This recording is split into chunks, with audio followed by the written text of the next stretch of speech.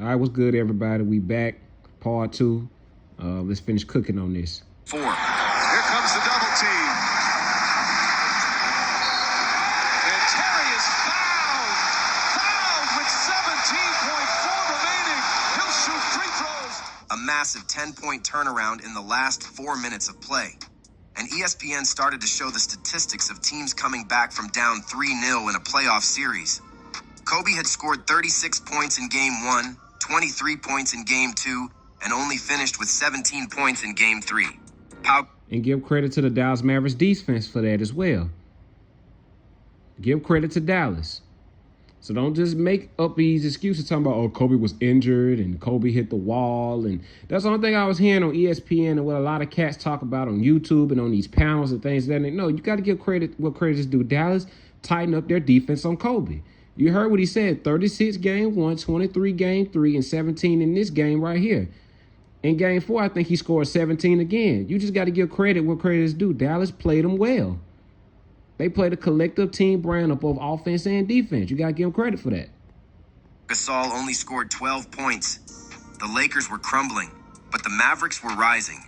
32 points for Dirk Nowitzki, 23 from Jason Terry, and 15 from Peja Stojakovic off the bench. Dallas was getting everything they needed to take that dominating 3-0 lead. Down 0-3, the Lakers walked into Game 4 without much hope. No NBA team had ever come back to win, and only 3 teams have ever come back to force a Game 7. In the first quarter, Kobe Bryant scored 13 points on 6 of 8 shooting to try to boost his Lakers to be one of those teams. Good offensive rebound by Gasol, and Bryant, who spent the last 2 trips begging for the ball. But the Mavericks held a slight lead going into the second quarter. And that's when it all broke loose. Terry from out of the corner hits another 3. Steal by Stojakovic. Look at Peja go all the way. How about Terry again? How about 4 for 4 for Jason Terry from 3. Got the switch. Nowitzki to Terry. He is 5 of 5 from behind the long line. Stojakovic, another one. The Mavericks bench had been a strength all season and all series, and they exploded. Jason Terry hit 5 threes. Peja added 2 more, and JJ Barea scored 6 points with 2 assists in the period. The Mavs went on a 27 run, and the way the Lakers had been scoring in this series, the game was essentially over. Come on, you gotta chip away. Oh, boy. What can I tell you? The fourth quarter was basically entirely garbage time, and it was just getting worse and worse for the Lakers. And culminated in Andrew Bynum closelining JJ Barea in one of the dirtiest fouls in NBA. Yeah, I remember that shit, man. That was dirty as hell from Andrew Bynum. I understand he was frustrated. I get it, but that was crazy. Everybody was picking on little JJ this year, man.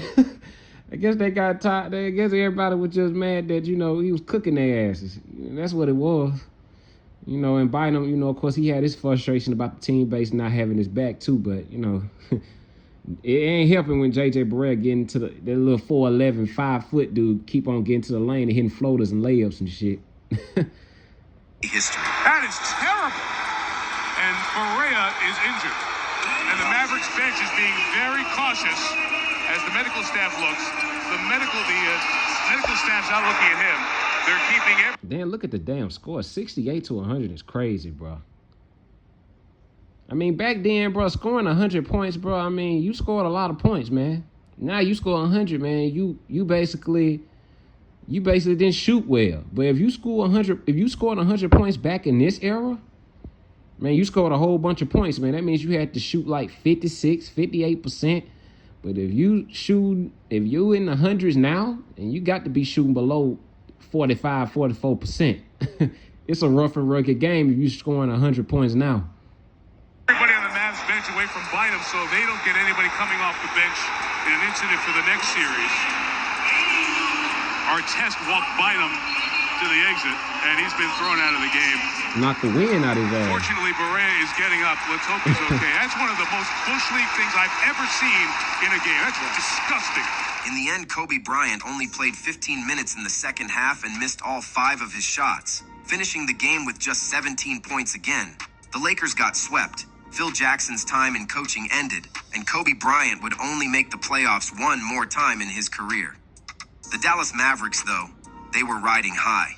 Dirk Nowitzki outplayed Kobe Bryant head-to-head and swept the two-time defending champions. Jason Terry had risen to average nearly 20 points per game in the series and lead the Mavs bench to score 49.5 points per game in the series, a 35.6-point advantage over the Lakers bench.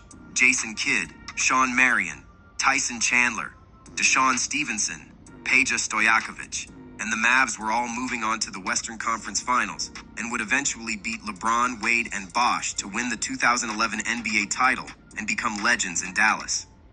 This series was short-lived, over in just 4 games, but the stakes were massive. For the Lakers, they crumbled and ended. Yeah, and you got to give them credit for that. I mean, a lot of people talk about, like I said, the LeBron James' meltdown, and albeit I understand, but Dallas went on a great run, man, and they beat some heavy hitters to get to the finals to beat LeBron James and the Miami Heat that year.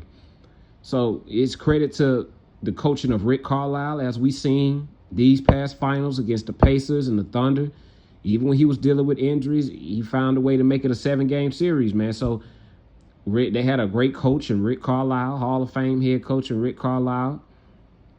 They had a Hall of Famer in Dirk and some feisty veterans and Sean Marion, Jason Terry, Tyson Chandler, Jay Kidd. They were just hungry, so you got to give them credit. What credit is due. They, that's all you can do. You got to tilt your hat to them and, stop making up all these excuses for Kobe, man. I mean, you got to give credit to the Dallas Mavericks. So that's basically my breakdown and, me showing y'all more footage and more context on, stop giving these dudes passes, man. One thing about the internet, man, it's going to tell the truth. And I'm just here to expose the truth and tell y'all what it is, man. Right? But that's all I got for this video, man. Once again, tilt your hat off to the Dallas Mavericks, one of the greatest runs in the history of basketball. Salute to them for their run. Beating my Miami Heat, of course. I'm still upset about that, but hey, you got to give credit where credit is due. They went on a great run. But anyway, that's about it for this video. I got more content on the way. Y'all hit that like button. Y'all comment, share, subscribe if you're new to the next video. All love. Peace.